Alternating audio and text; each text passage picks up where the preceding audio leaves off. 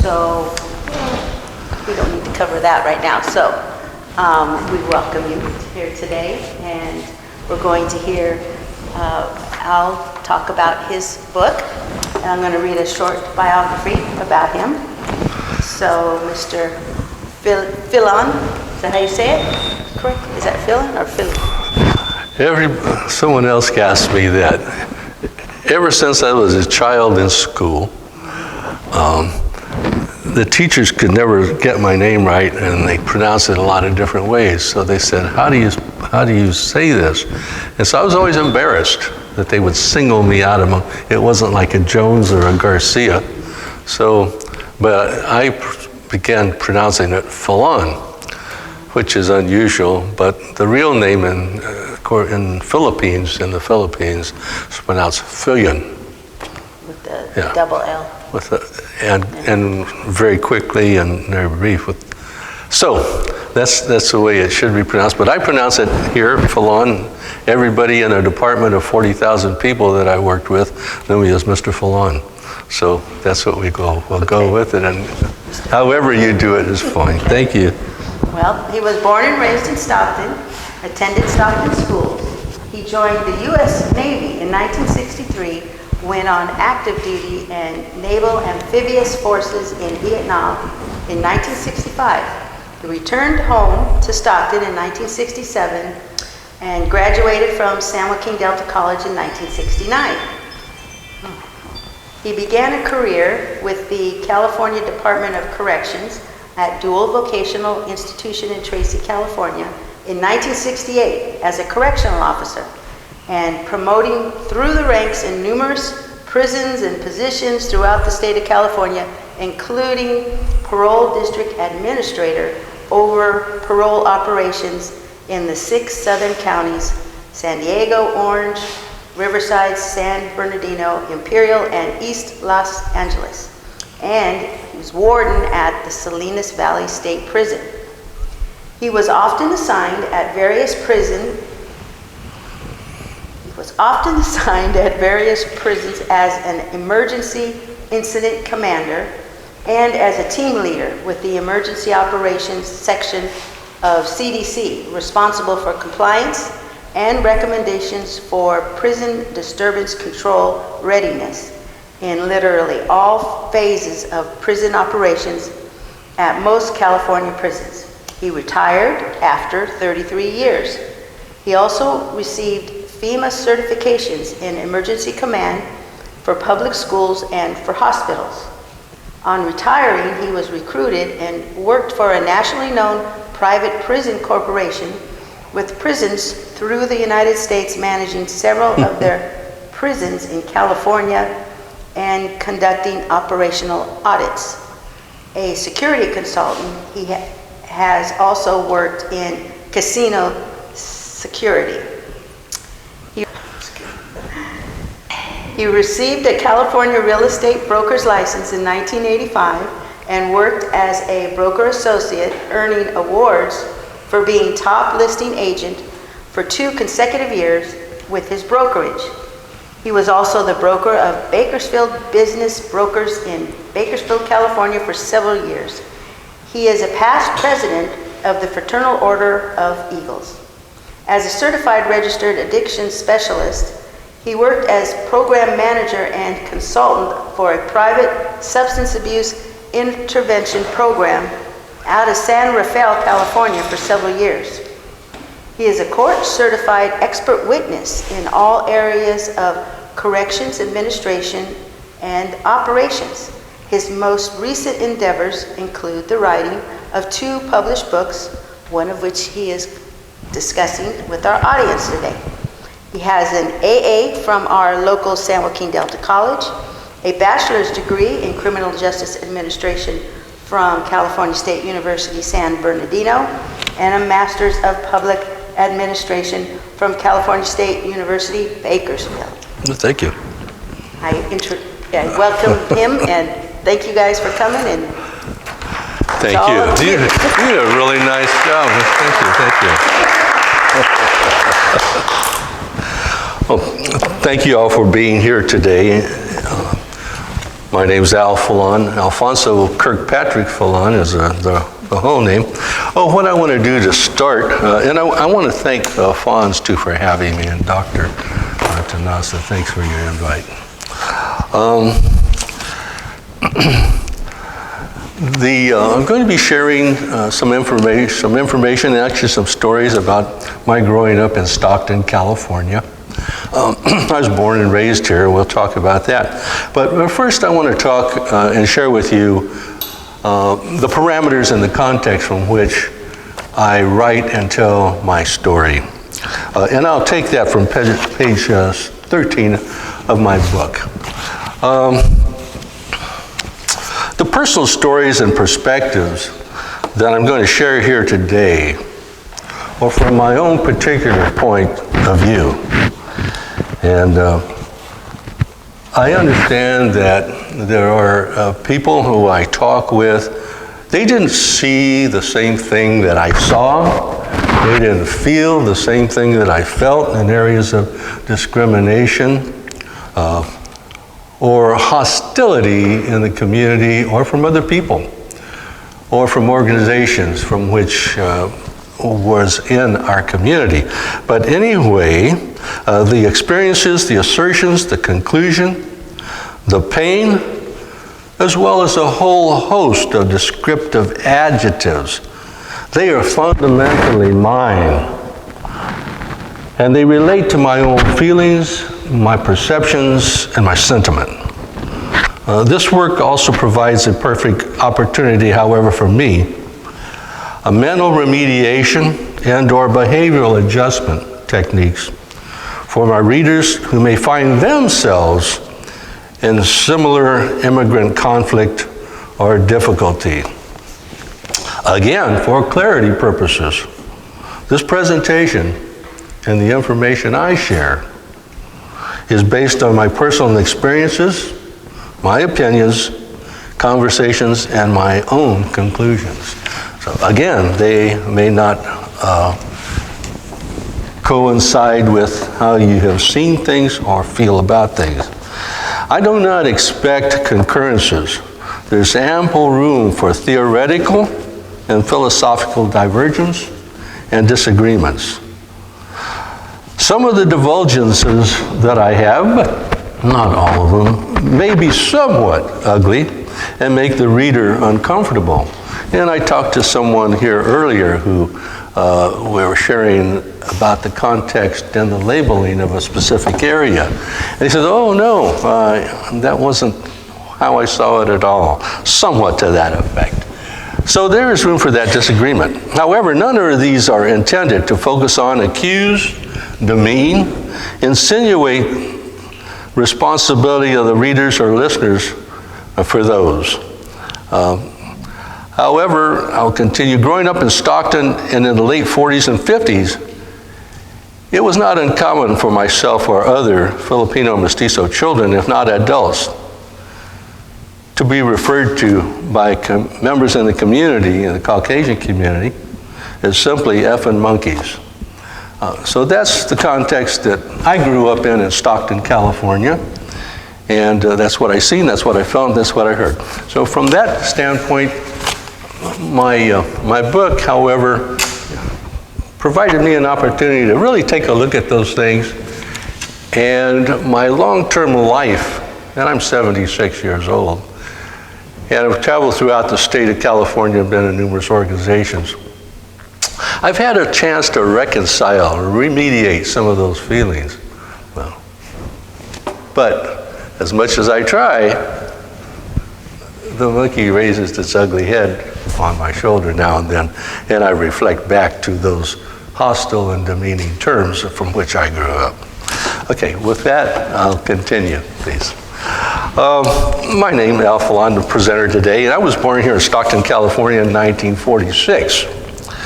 My first home was located in a Filipino church when I came home from St. Joseph's Hospital here locally, and I see that most all of you are somewhat Stocktonians and familiar with the environment in the area. So from St. Joseph's Hospital I came, located to the first residence in the parsonage of a church at 311 South Center Street, Now, to me, as I grew up, that was almost the heart of Skid Row. Adjacent to that, we'll say, and across the street is probably the area now referred to as Little Manila. So, talking about being in the heart, I was pretty close to the heartbeat. But there were members in that area of the lower socioeconomic rung of our local society who hung out at the bars, the restaurants, or just were simply out congregating on the streets. That area, however, has a current historical notoriety for me of the Filipino population who will be historically familiar with the area, and happily for newer members of our culture and our community at large, they will know it for its iconic place in the early years of Stockton. Sadly, that building to which I came home to at 311 South Center Street in the heart of Skid Row is no longer there. It's all, except for pictures, forgotten. But I am the firstborn of the bridge generation. And because of being in my background as first generation person, the son of an immigrant, Filipino father to America, I have found myself highly motivated to enhance my personal and professional credentials in my impact and networking with people in the community at large and in the nation as well. I'd like to talk a little bit about my father. My father came to the United States from the Philippine Islands. He was born and raised in Ilocos, which is a town in Ilocos, in the northern part of the Philippines, Sinait. Some of you may have been there. I think maybe Dr. T has, some others. He arrived in San Francisco after paying his dues as an interim laborer in Hawaii. And many Filipinos at that time did due diligence in the fields of Hawaii. Like many immigrants, however, impressed by the gentry and the genteel society and finer environment of San Francisco, my father was to eventually return to San Francisco and attend a religious seminary there. Despite the fact that my father attended and graduated from a theological seminary in San Francisco on Ellis Street, he was later to find that positions were few and far between, particularly for the ministry and particularly for Filipino ministers in the sectorial church from which he graduated, which was the Assemblies of God, the Glad Tidings Bible Institute. And as a youth, I attended one of their churches on Channel Street here in Stockton, California for a number of years. We'll talk about my mother. My mother migrated from Alton, Illinois. She was of predominantly Irish and Dutch heritage. She had become committed to church work and missionary pilgrimages, and it was on such a pilgrimage that my mother met my father at the seminary in San Francisco that he attended. That was in the early 1940s. I'll get ahead of myself, but my mother and father, when they met, my father had done his a number of jobs here in the Central Valley, worked throughout the Central Valley where he originally came. So being familiar with Stockton, California, both of them decided to return to Stockton, California and establish a home here. And I'm very glad that they did. I love the community.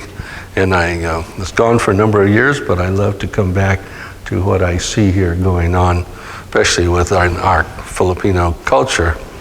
And I'm going to address this right now.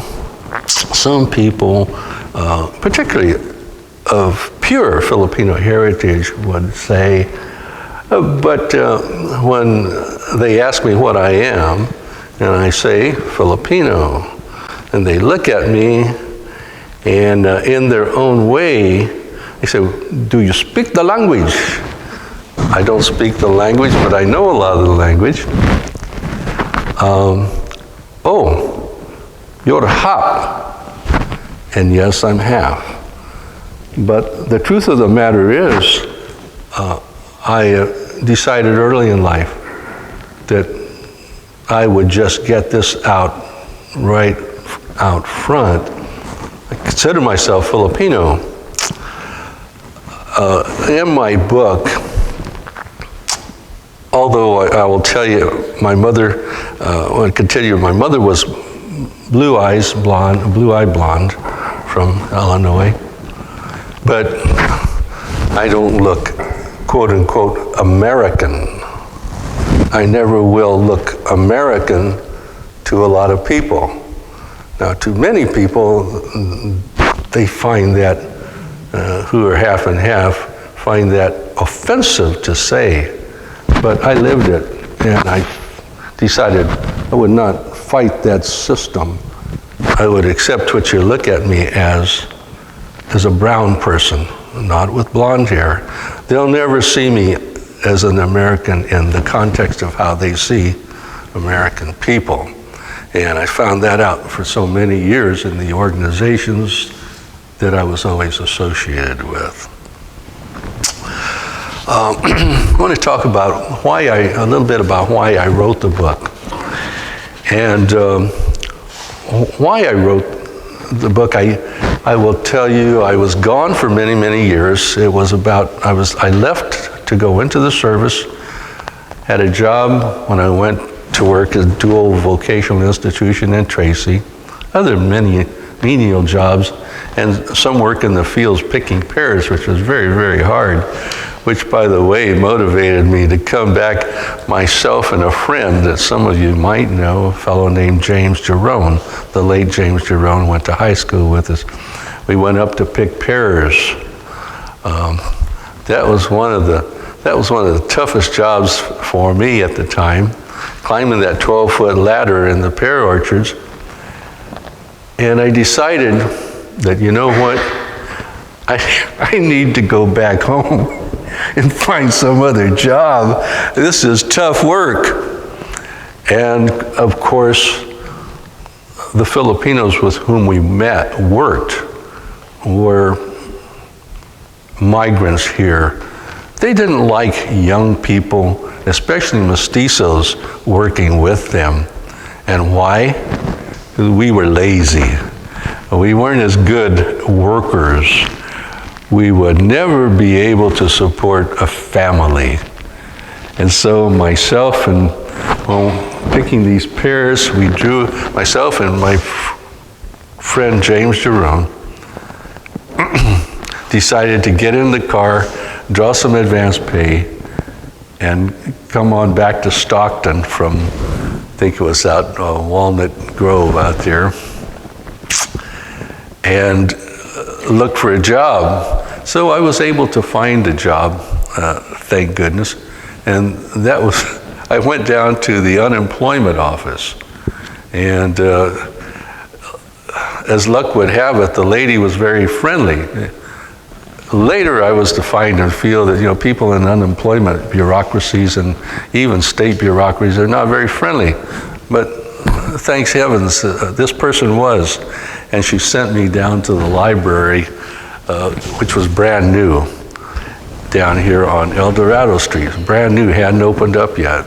And they were hiring part-time workers. So I was able to transition from the hot fields of getting up every morning, eating camp food and living there in the bunkhouse, to come back to Stockton and work in a nice, where they had running water in the restroom and air conditioning, and that was nice. So, but as I reached a point in my life, I felt I was somewhat behind the achievement curve, and I wanted to do more. Being the son of an immigrant and listening to my father talk about some limited opportunities and observing others in the community with limited opportunities of my type, I decided to get as many credentials as I could get. And but anyway, I went on, and it wasn't too long that I went on active duty in the service. But I heard, after hearing my father utter his utterances about limitations, I decided I didn't want to have that. And that bothered me, so I did feel motivated. And I vowed to self-actualize as much as I could. So I went to, I did eventually find another job and did well in that. But I did feel that I had some unique experiences as a child here, as a youth, and as a working professional. At the time when I wrote the book, my son, I had just lost a son. And so I was hurrying there was an urgency for me to get something out, something that would transcend time if I myself were to pass on. There would be nothing left of our family to know about, to read about, no part in history. So, I grew up, when I grew up here in Stockton, and I'll talk about this again, my experiences growing up in this community seemed to be that of a disenfranchised youth. It was not unusual for me to find myself referred to as a slant eyes, a chink, or a little monkey. And that's the environment that Stockton had for me from the Caucasian population that I observed. And I'm surprised sometimes that others say, you know, I never experienced that. And so I kind of have to do some introspection and say, what is it about me that caused this kind of hostility toward me? I have my own conclusions. You will have yours. The neighborhood that I grew up in was in South Stockton. We moved from the Center Street address to a home that my father and mother had put together in South Stockton. It was out the furthest Stockton now, but at the time there were nothing but fields and canals out there. It was fun to get in the water when we would have the floods. We loved the floods and the heavy rains, as we would make rafts and float down in the canals, and that was okay. It was dangerous, but we enjoyed it, and our parents didn't know about it. But that area was composed of mainly lower socioeconomic constituents.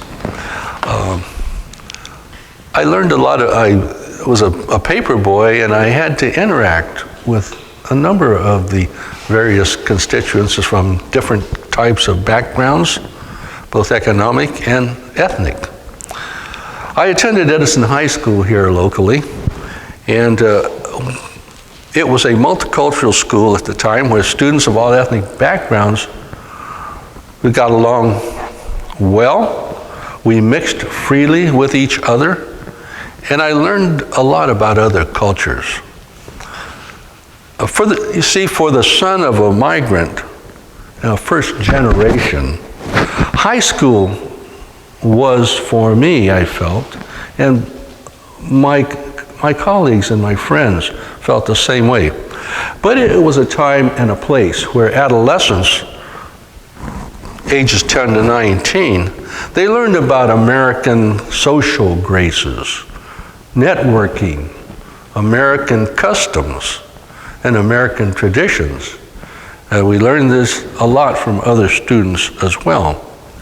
Mainly and importantly from most, and I say quote unquote, most of our teachers.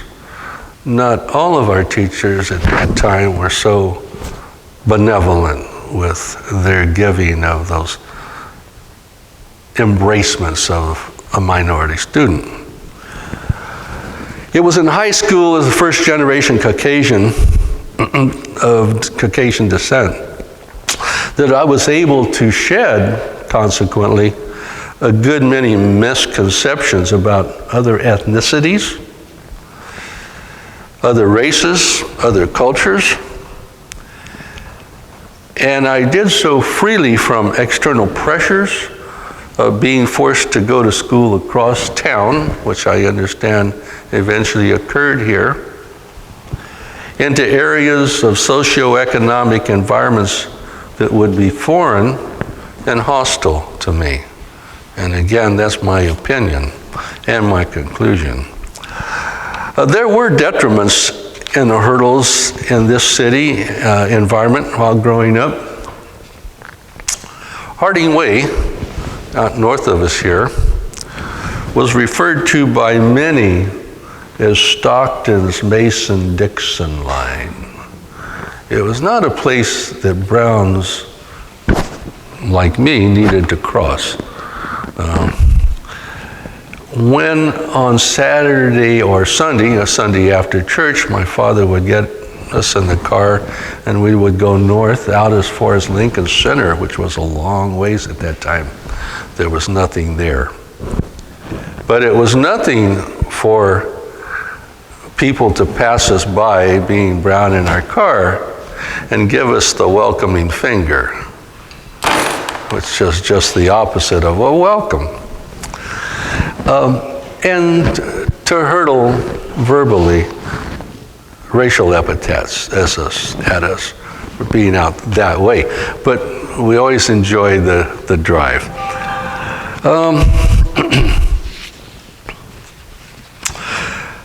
What was hard to get beyond and overcome as a youth and then growing up was what I felt were the blatant discriminatory labels, the discriminatory language, the tone, and then within the business community, the condescending attitudes and language. I know one of my colleagues of the Mestizo background said that when he entered a local store, the help would follow him around to keep him from shoplifting. I do want to share from a cultural standpoint something that I experienced, because it was from this and this environment that I gained a lot of knowledge, empathy, and understanding of the Filipino culture that my father was a part of. But from time to time, my father would gather me up and we would go down to an area which was on South El Dorado. But on South El Dorado, many of you will remember that, or some of you will remember that. There was the pungent smell of Toscana cigars, cigarettes, pipes, and smoke lingering on the street, and the smell of stale liquor emitting from some of the local business establishments that we passed its use. However, Filipinos congregated freely along the street, and I believe mainly south of Market. Each parking meter was a convenient fixture for which they could lean on, and did so. And others would congregate around, seemingly each parking meter, and share information or network with the latest news from the hometown, job opportunities, or just to shoot the breeze, absent the internet.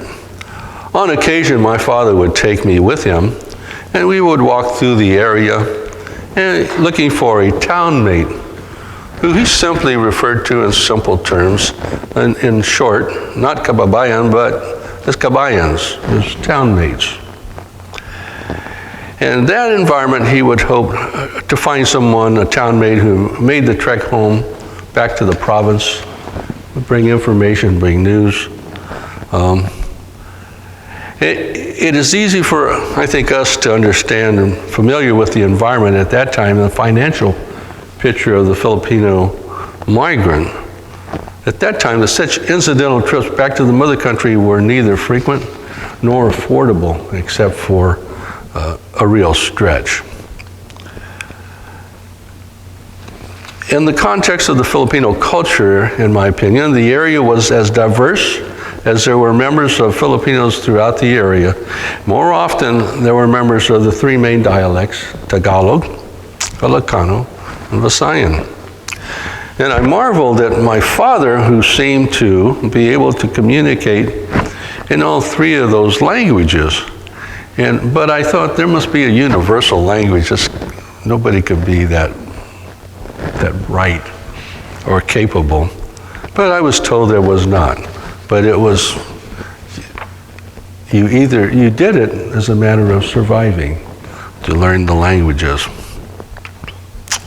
It was in this area, just south of, in South El Dorado there, just off of Lafayette, that my mother and my father and I would get in a car, and we'd sit on, park on Lafayette Avenue, and we would look, watch the environment, watch the culture, watch the people coming by. Mom liked to open these Chinese fortune cookies, and she'd like to get her fortune out of those. That was very humorous to me, because she would open up quite a few of them. And my father and I simply would go into a Chinese market there and get a container of hot, what we call bituka. And that was more like an English pig belly. But it was hot, it was steamed, it was sauteed, it was very, very tasty. And we loved it.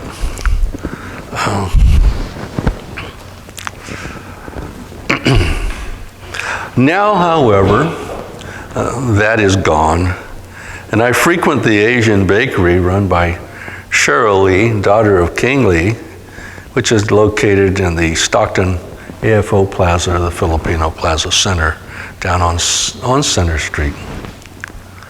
That center was envisioned by Dr. Jose Bernardo, and it has all but replaced the Filipino long-term hotellery that we knew, like the Quezon Hotel, etc.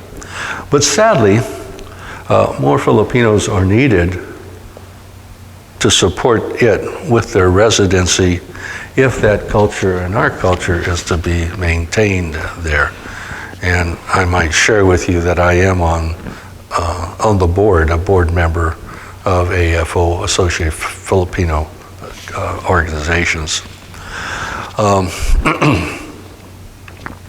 Another occasion I would like to share with you is my father had a malignancy on his neck, and so we went down to South El Dorado. My father took me down with him. My mother insisted on that, that he take me with him to find a quote-unquote Filipino medicine man. And this Filipino medicine man we referred to as Cowboy, because Cowboy had a cowboy hat. And he was unusual in the Filipino community there on South El Dorado Street.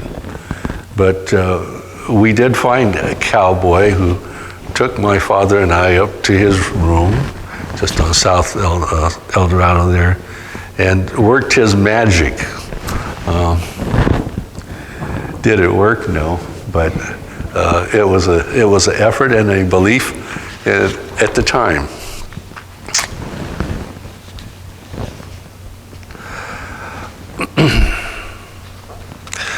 The area there on South El Dorado, where the Filipinos congregated along the businesses, streets, it was absent the conveniences of benches, gardens, ashtrays, or even trash cans. As I recall from my youth of about 5, 6, or 7 years of age. You know, perhaps that would have been, I felt in here, a better time to maintain for citizens to be active, to beseech and the citizens, and to better maintain and improve the area based on the city's maintenance of it. But I felt that area was neglected in that case. But now, at that time, there was no organization for businesses that seemed prominent to me. But unlike now, where there is the Asian Chamber of Commerce, now we have the Central Valley Asian Chamber of Commerce, which I proudly belong to and support. They're very well organized, they're very proactive, and they very much are in support of the Asian-run businesses. However, the original Filipino businessmen and persons at the time, the constituents, and they made the best of what they had and did the best what they had to do it with. One of the main things that I liked about Stockton, and I don't know how many of you would share this with me, but was the annual unveiling of a holiday scene.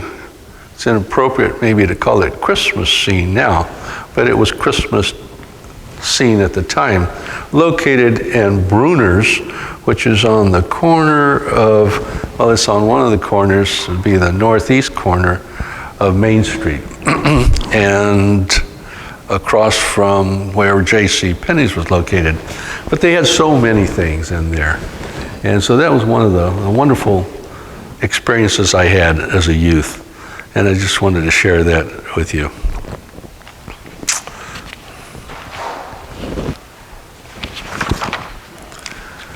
We'll talk just a little bit about professional experiences. I did work in, after my initial hire and tutelage here at Dual Vocational Institution in Tracy, I did end up moving throughout the state of California. Once I started that career, I never came back here to live, although I would have liked to, except for visiting my parents and relatives and meetings and those kinds of things, and a local church that I attended and I grew up in. What did I find in a great big organization and a bureaucracy in California? An agency with 40,000 employees statewide. I found prejudicial perceptions. Things like, he doesn't look like us. And then looking at me, oh, he doesn't understand us.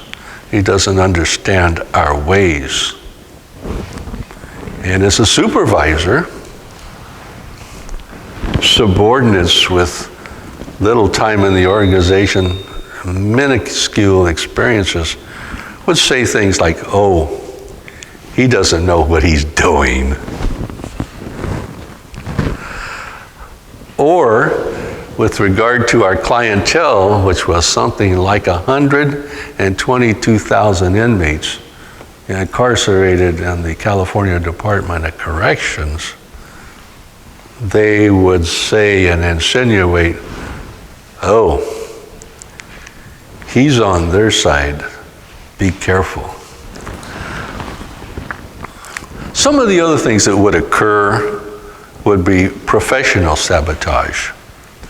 And this was before we ever had affirmative action, EEO, compliance officers, and that sort. But they would say, oh, because I look different, because I took pride in my appearance, even with my uniforms getting out of the service, they say, oh, the professional sabotage, he's a pretty boy. Yeah. Or, he's a ladies' man. That, in the organization, was the kiss of death. And so that subtle sabotage would occur. And they would drop the labels. And those of us who have sociology backgrounds know what labeling can do to people.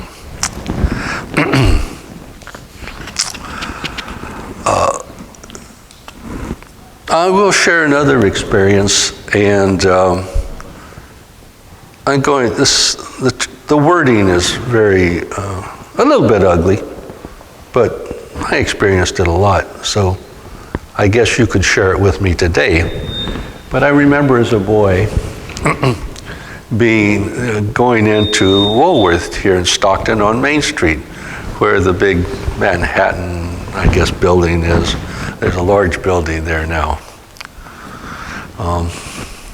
And I would go in, they had a pie counter, and I liked pineapple upside down cakes. Sometime my mother made them, but if I saw one there, they just seemed to put more frosting on it than my mother did. So I said, Mom, can we get a pineapple upside down cake? And she says, yes. She said, go in and gave me the money. She stayed in the car. You go in and get it. So I go up to the counter, kind of waiting in a line of about 3. And then my turn comes up, and and please don't, no one personalize this, because I know it's not anyone that would do it now. But a Caucasian gentleman comes up behind me. I'll call him a gentleman for lack of other words. And when it came time for the lady to wait upon me, he kind of pushes himself forward, and he looks at me, and he looks at the lady and says, where'd that little brown bastard come from? Yeah. So that was then, and then there's now. We've come a long way since then. Someone said, and we'll talk a little bit about that. But I do want to share with you one other thing on coming. I was gone for 40 years, and I came back to, and I'm being very informal here, if you don't mind. I came back to Stockton after 40 years to come home. I have a burial plot out here in the rural cemetery. I'm getting up there in age, and I wanted to come home to people I knew, to my hometown. And so I was able to relocate after 40 years. But I had been around California, I had been around the United States. And the one thing that I observed one morning when I went to a fast food restaurant here for breakfast, where there were 3 Asian-looking women, young women, who looked to be of Filipino descent. And they were happy, they were behind the counter, they were communicating and talking and serving politely, courteously, enthusiastically. And I stood back waiting for my turn, and I said, wow, quote unquote, these people look like me. I'm home. And with that came a lot of happiness and elation. And also with that, a reinforcement that to relocate here. And I did purchase a home here, although I'm trying to get rid of a home in Central California. But that caused me to think a little further, however, and I thought, it's wonderful that we now have this attitude and we see this, but if I don't put something to paper and pen, our heritage and our struggles and the challenges of those who came before us will maybe be lost forever.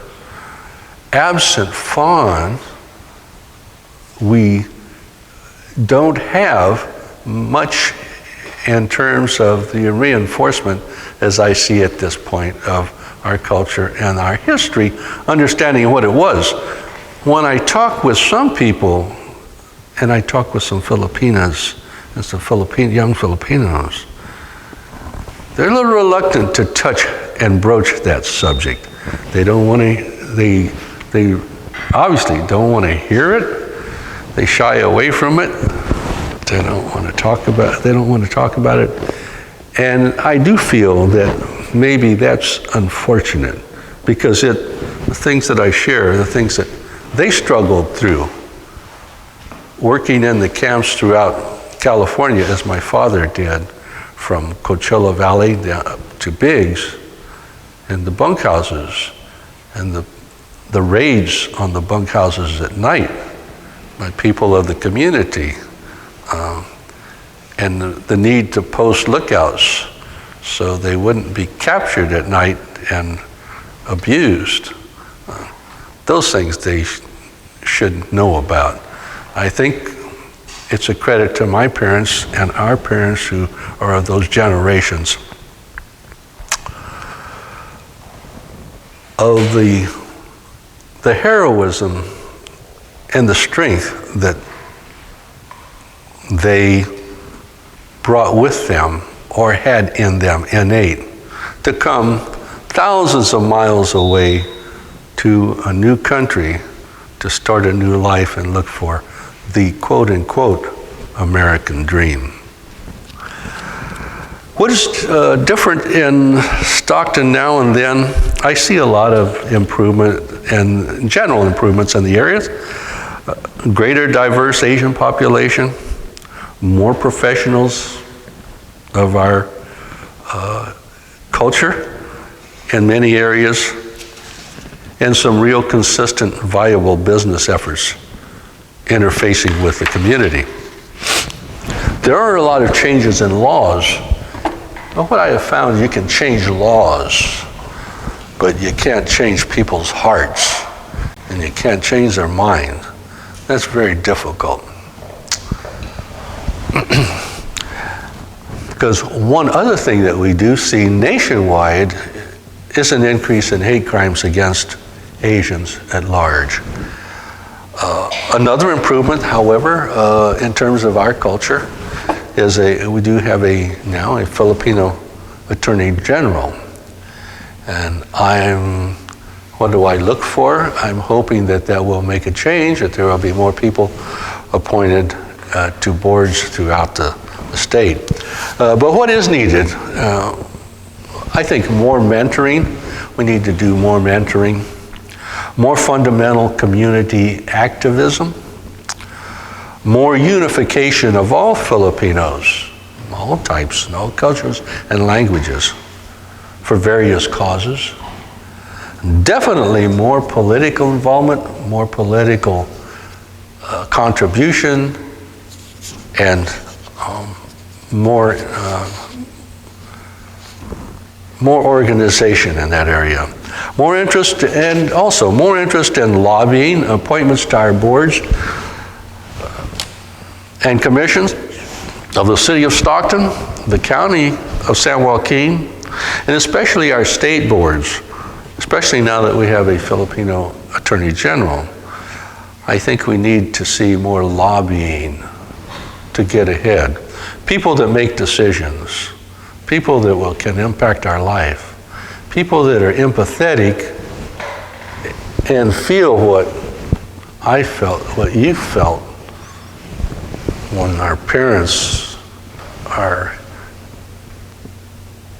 older folks who have passed on, came here for a better life and to make a better life for us. And what's what do I want to do? I want to continue to be professionally prepared. I want to do mentoring. This is things we can do together. We can educate and we can enlighten on Filipino ways. We can provide community services or be involved in community services. We can be personally good examples to our neighbors, our friends in our community, to our politicians. And with that, I want to say, we're going to change some transition here. I'm going to have some questions asked of me that have been submitted, or some of you may want to ask some. And so I want to thank each of you for being here today, for sharing of your time with me, and for being open to sharing my points of view, my history with you. Not that it's your conclusion to think the same, but thank you for accepting what I might have had to say. With that, Ms. Sion Lois has some questions that were a few people submitted, and would you like to ask some questions? I'm the official reader of questions. Okay.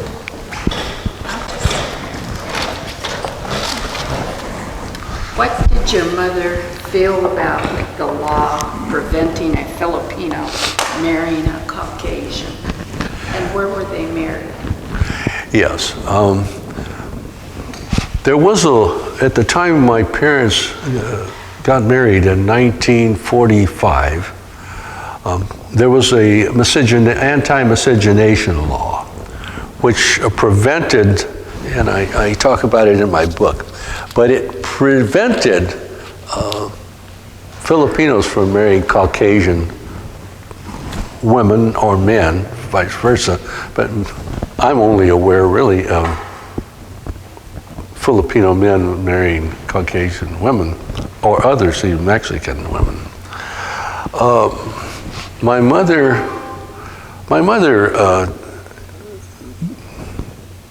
did not like that law, of course, and my father didn't like it. Consequently, so they could not get married and get a marriage license here in Stockton or in the state of California. So they had to travel to Lordsburg, New Mexico, to get a license so they could come back here and get a license to be married there, and then come back and be considered legally married, and then married in the church, which they had. In my book, you'll see a picture of their wedding. It was a nice, beautiful one with many nice weddings. Okay. Pictures, yeah. How did your mother assimilate into the Filipino culture? My mother assimilated into the Filipino culture, first of all, in church work. And that's how she became involved, by working with those in the church, by joining the church. She was a pastor also, and she stayed active in that. And she went back to the Philippines more times than I have, and she enjoyed each of her trips to the Philippines and the churches there. She mentored a number of people also in terms of language and Sunday school type works, and a lot of church work, and getting people young people assimilated into our process, our American culture. Okay, you did mention throughout your presentation about your father taking you to different places, but did your father ever talk to you about the challenges he faced as an immigrant, and when you were older, and if so, what were they? Well, that was very interesting. My father saw the American life, not so much what was present. The underlying tone seemed always that there was a resentment of Filipinos, and that there was a bias and prejudice against them. Particularly given my mother was blonde and blue-eyed, it caused a lot of people to look down their nose at them. But that was inherent, a foundation. My father had a positive attitude in the sense that from where he came in the Philippines, from what he did, the American life and the American dream was still something that should be pursued. He was very benevolent of people, the police, the authorities, politicians. He became a citizen in, it was 1955, I believe. But I didn't hear him dwelling on negativity and those things, only trying to do better, trying to be better. And he went about life every day, from day to day, and that was the philosophy of just doing better every day. Did you ever meet your mother's side of the family, and how did they accept you as Mestizo?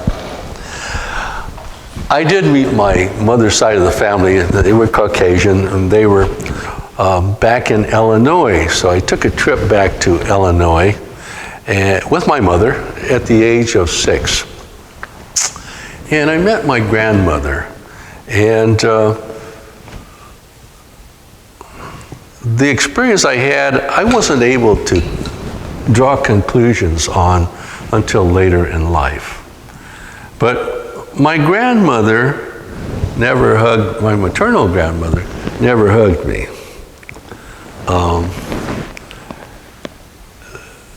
Some said, oh, she's partially blind, but that's neither here nor there. I had my mother's other relatives who accepted me because I was the son of my mother, but going further than that, I just felt that I was not accepted very well, and it became clear to me later that my mother coming out here and marrying a Filipino was frowned upon, and my mother was somewhat the outcast, the quote-unquote black sheep of the family, and she came from a family of 12 people. So, I don't know. How did you identify yourself? A Filipino, a white, or a combination?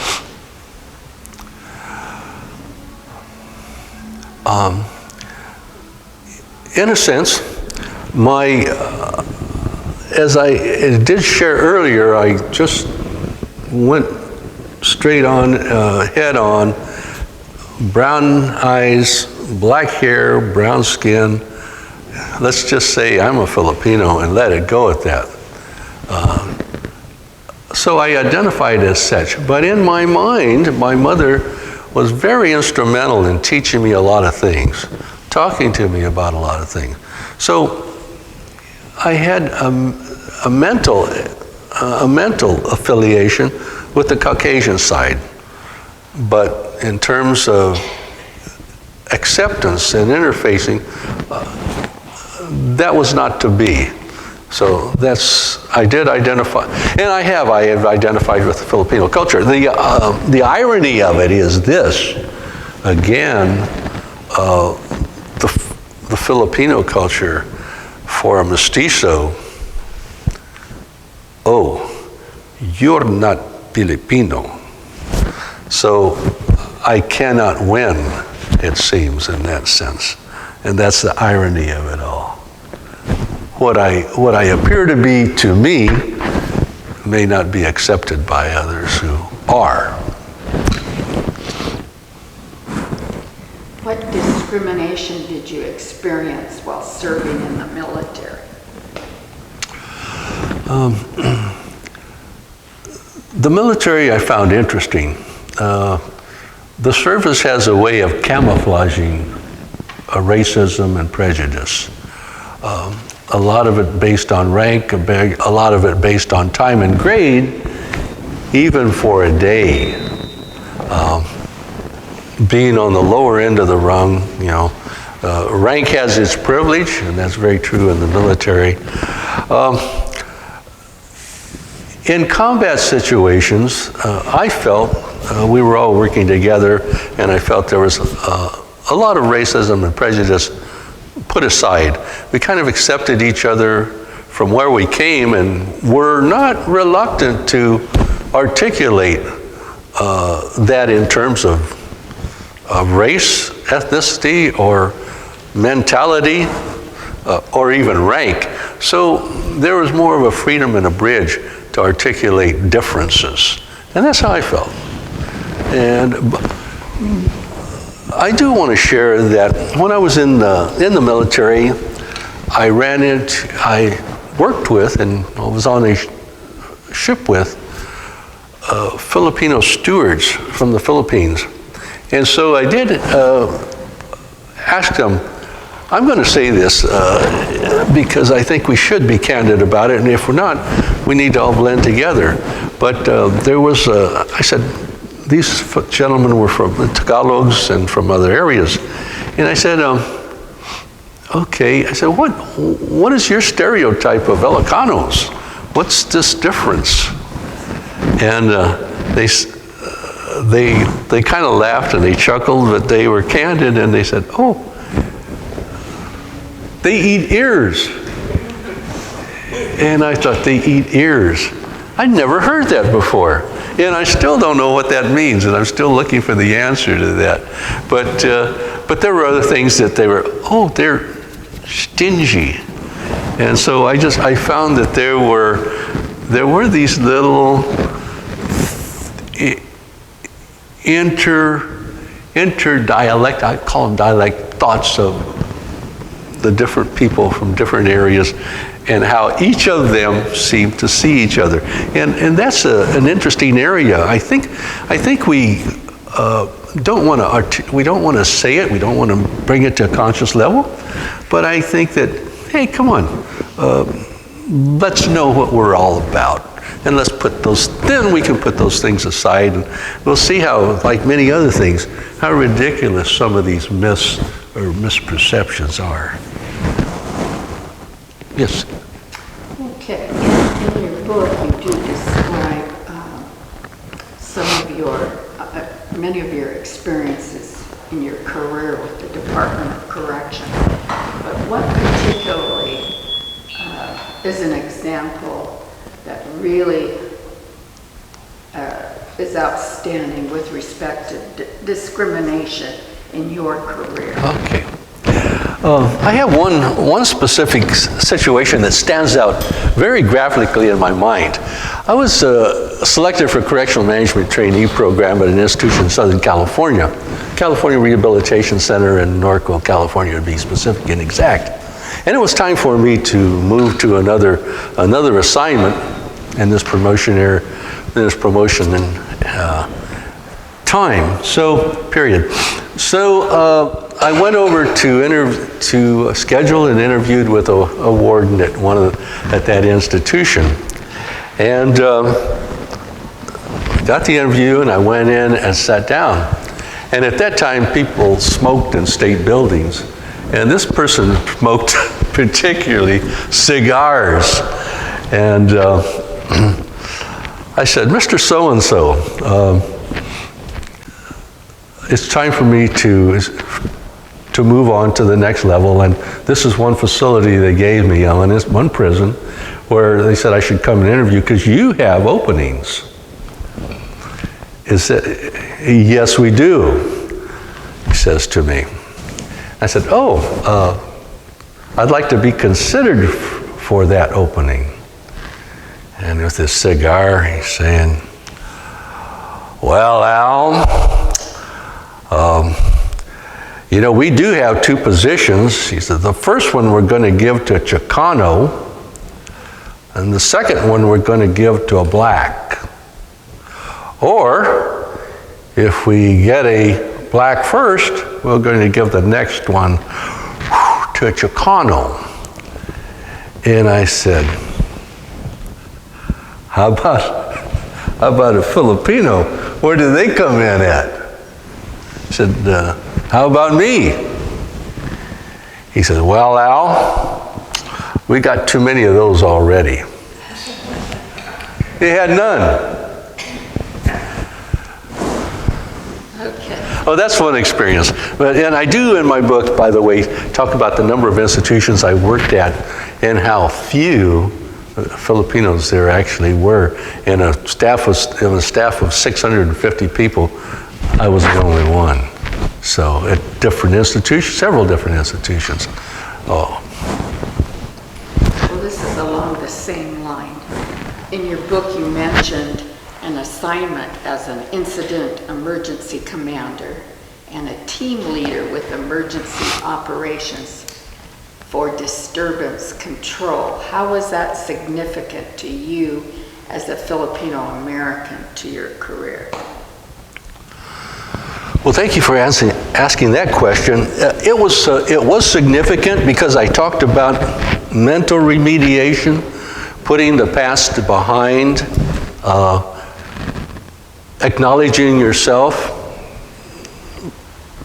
realizing your full potential.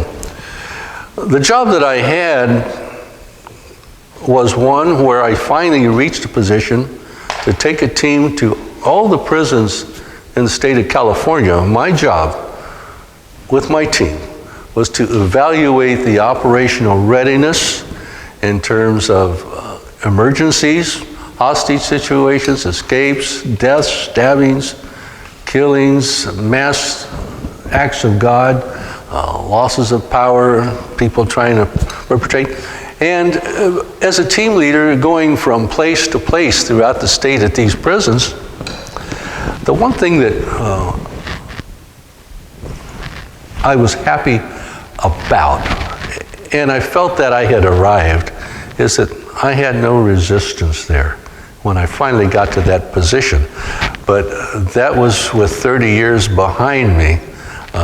Finally, I had put that imp behind me of he doesn't know anything, he doesn't look like us. I felt I had validated myself and quote unquote arrived, and then at that point I was able to mentally put that system behind me. Does that make sense? Yes. What advice would you give to young mestizos today who are facing discrimination?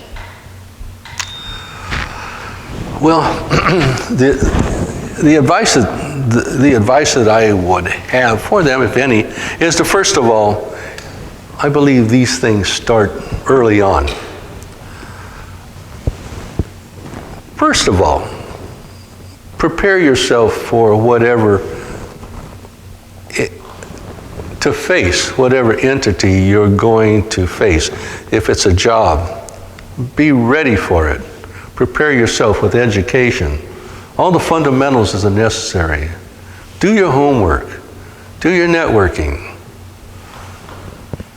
Look at yourself through someone else's eyes, a third person's eyes, and have that person be candid with you.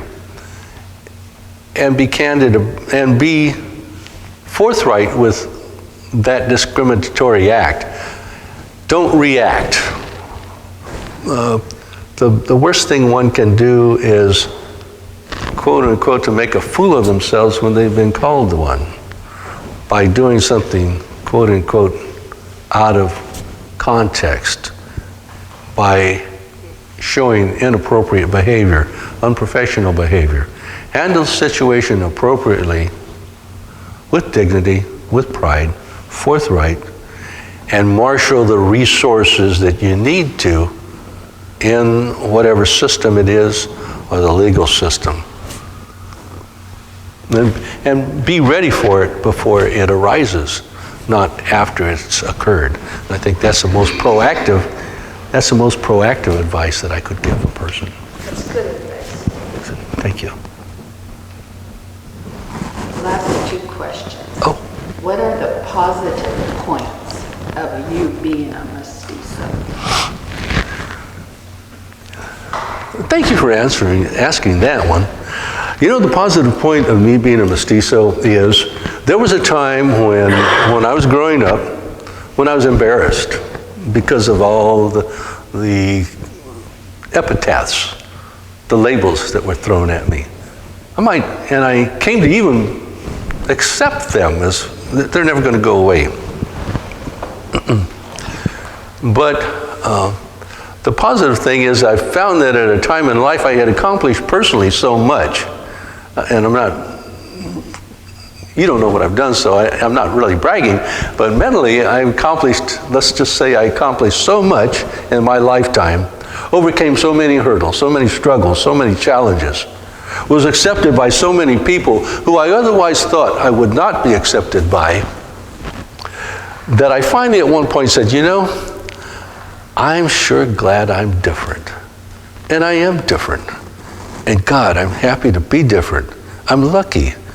And I wouldn't, this is altruistic, but I wouldn't want to be that other person. I wanted to be me, what I am, what I was, and how I felt about me.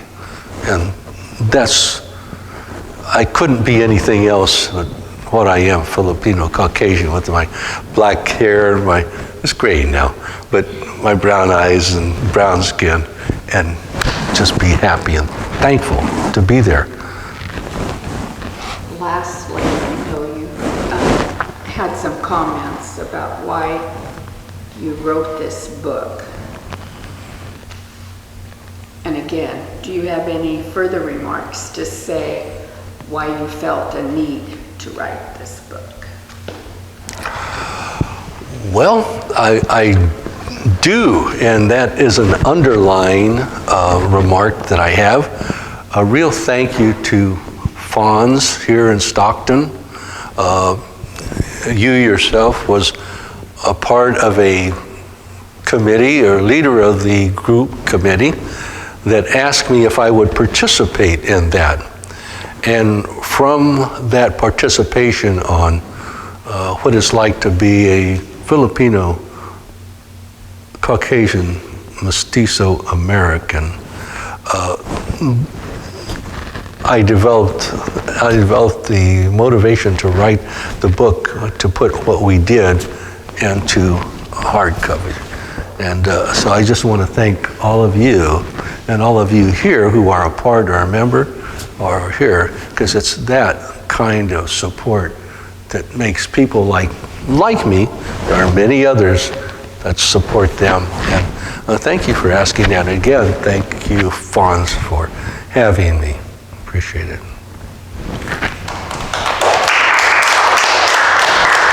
Thank you. Does anybody else have any questions? I have one. Yes, ma'am. You had such an unusual job as a prison official, whatever you had. Yeah. How did you get it, and did you have any help getting it? Okay, how did I get that job? I entered corrections at the civil service, open civil service level, and then had to promote through the processes, civil service promotions up to the last levels, or those appointments, or the CEA levels by the governor. But I did talk about help. I did have help from a few people, despite the saboteurs. There were a few people. The best person that you can have for support is a person who will tell you honestly what your deficits are. And I listened. I listened to that. It was an interesting job, but that's how I competed. I will add a addition to that, though, that for myself, I had to, I don't know that it's because I'm what I was, but I had to do several at a level, for instance, associate warden. I was an associate warden at 7 different places and times in order to get enough experience behind me so I was unchallengeable. Everyone knew I knew my business. And that's just an example, but that's what it took for me. And the assistant warden by civil service? Associate warden civil service, yes. That's a civil service process up through correctional officer, correctional sergeant, correctional lieutenant, CPS, program captain, yeah. Mm-hmm. Anybody else? I have one more question. Yes, ma'am. Prison seems almost impossible for anyone who goes to prison to recover. What is your opinion of the social programs that they have for prisoners to recover, or are they any good at all, or how do they help? Thank you. You know, that's a great question that more people should be asking.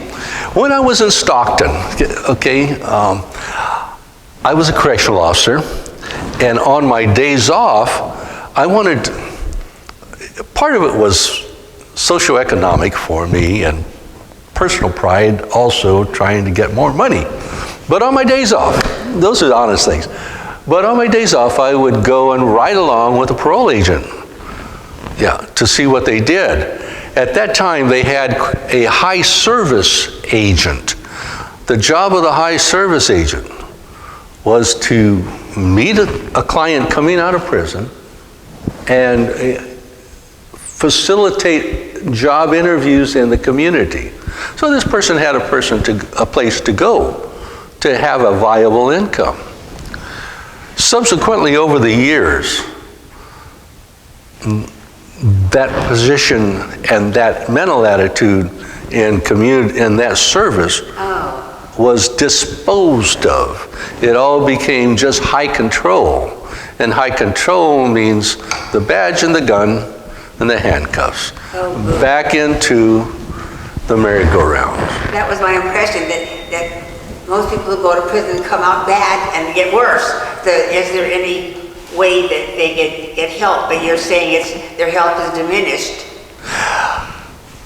Earlier I said you can pass laws, but it's hard to change the mind and change the hearts of people. When Governor Schwarzenegger was governor, he thought it would be a good thing, along with his committees and input, to change the title of the California Department of Corrections to the California Department of Corrections and Rehabilitation. Unfortunately, I was inside the system at the time, and what I saw were a groundswell of people resisting rehabilitation and that label. The people inside wanted no part of it. Isn't that defeating the whole purpose of prison? So it's a no-win situation. I think I'm willing to accept your premise there, and in the interest of time, say yes, we can do more, and we should do more. Well, I heard that is why people voted against our district attorney, because she was supporting volunteer programs that helped them recover from prison, and the police just wanted punishment, you know. So it seems like we haven't gotten very far. Okay. Well, thank you for your input. I'm going to stay out of the politics. Yeah. Thank you for your information. Yeah. Thank you. Anybody else have any questions? Linda? Yes. Just want to go back a little bit about your background. Are you an only child, or do you have siblings? I'm an only And if you have siblings, who did you guys? You lived on the south side. You went to Edison. Who did you hang around with? Who did you pal around with? Who did you identify with? Yeah, I didn't have any siblings. I did not. But I was an only child. I had a friend. He was Mexican. His name was Benny Armenta. God bless him. He's still alive. He worked with the school district, and I still see him. And I thank God for him. And I had a friend that was my pal, James Jerome, who's since passed away. But many of actually I didn't pal around with, but in the neighborhood that I was in, the south side, we were different. There were a white, there was a black, Exactly. there was a brown, there was a Filipino. Exactly. Yeah, we were different from each other, and we knew it. But we got together, and we played together, went to school together, walked together, talk together. We had differences, but they were differences that anyone might have. Right, Yeah. right. One more, if you don't mind.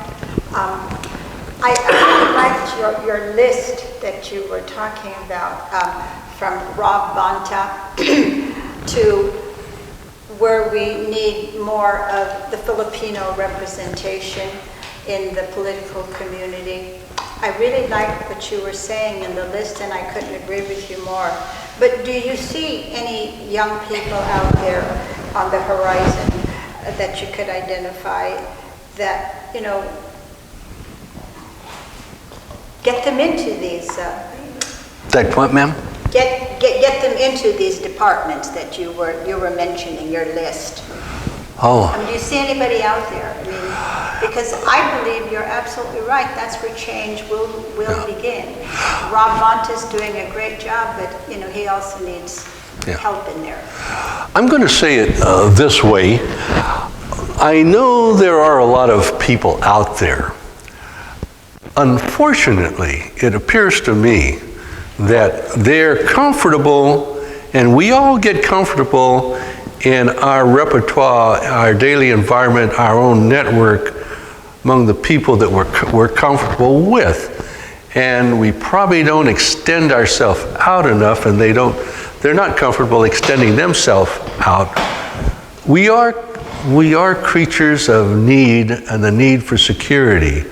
And a lot of times I find in our culture, we do not want to extend ourselves outside of that level of safety and security, because also in my book I do talk about if you put your hand up and you get out there, you better be good at what you do, because the system will come after you.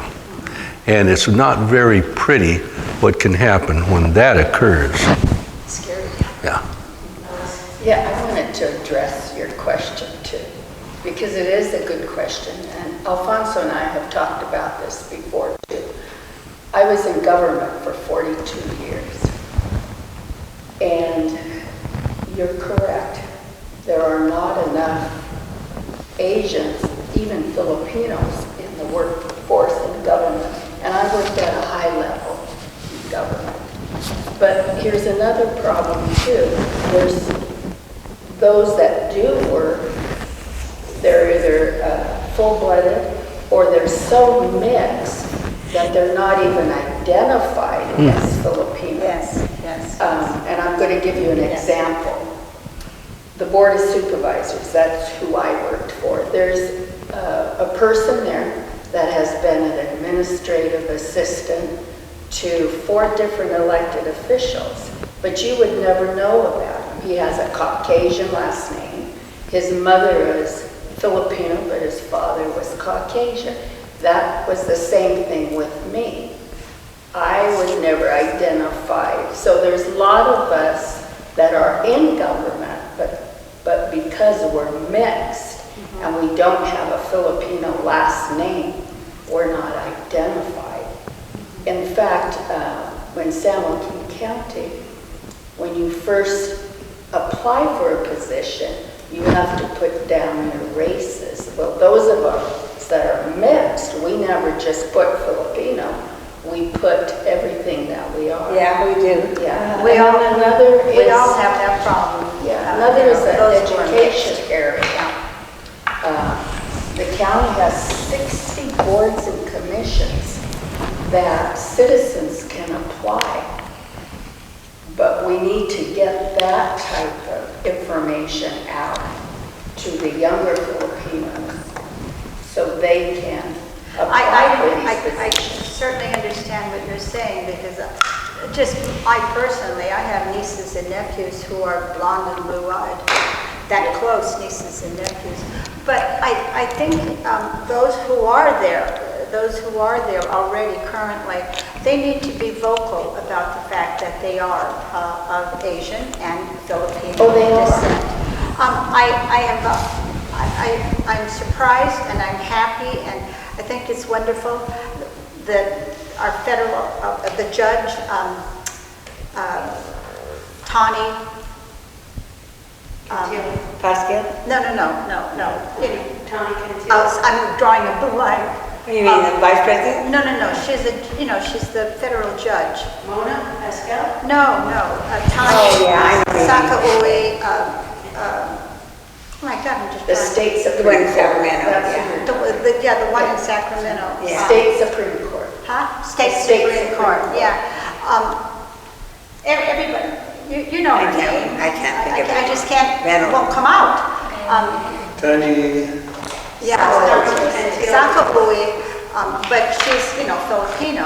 Her mother is pure Filipino. And, but when she announces, or when I've seen her name many times, and even when I've heard announcing her like on the radio or television, they also tag the first Filipino-American judge, or, that. Okay. So it's very Yeah. local, it's said, it's I right. think it's getting a little better. I have 4 children. 3 of them are typical Mestizos and Mestizas, brown hair and brown eyes. But my last one is a blonde with blue eyes. Okay, she went to Sac State, and when she introduced herself to people, she said, "My name is Lisa Catano, and I'm Filipino." That's how she used to introduce herself. That's a shock. Well, that's good. That's very We good. raised them that they acknowledge all their ethnicities. Okay. And they got Filipino, Spanish, Italian, and Portuguese. Okay, it's very good to hear. Oh, did you have one more question? It hasn't gone yet, it's Cantil. Okay. Oh, yeah. Cantil, Okay. Sakaue. Yeah, that's what Terry Yeah, was saying. yeah. She was saying. Oh, yeah, Okay. sorry. That's okay, but it still works, her. And she, in fact, she has roots there, right there in the Delta. Okay. And- Well, But I'm so happy to see that she always tags that. okay. First Filipino-American or Filipino-American, whatever it is. Well- And I'm often thinking, I wish maybe others. Yeah. Well, thank you very much. But That's a still good do question. that. Yeah, thank you. Yes, ma'am. Okay. Well, if nobody else has any other questions about Al's book, we thank you guys for coming. Oh. Um, Well, this in closing, my book can be purchased from www.authorhouse.publisher.com or online with Barnes & Noble or Walmart. Yeah, thank you. And it's an interesting book, so, this is something you might want to, check it out. Oh, good. Thank you. Thank you guys.